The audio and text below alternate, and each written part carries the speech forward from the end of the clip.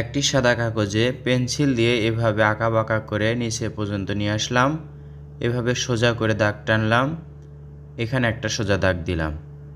এভাবে একটি ঘর, এই পাশে আরেকটি ছোট্ট ঘর। ঘরের ওপরে আমরা একটি গাছ আঁকবো, ঘরের দরজা জানালা আঁকবো, এই তো দূরের দৃশ্যগুলো আঁকবো, একটা রাস্তা আঁকবো।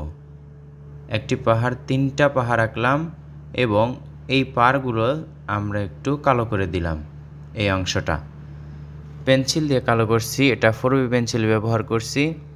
এই তো একটু করে শেড দিচ্ছি, দৃশ্য আস্তে আস্তে আরও সুন্দর হয়ে উঠছে। এখন দরজা জানালা কালো করে দিব, রাস্তার দুই পাশে একটু একটু করে শেড দিব, পেন্সিল দিয়ে শেড দিচ্ছি। পাহাড়ের ওপর একটু ঘাস আঁকার পর আকাশে একটা সূর্য আঁকলাম। এখানেই শেষ হলো দৃশ্যটি আঁকা। ভালো লাগলে ভিডিওটিতে একটি লাইক করবেন।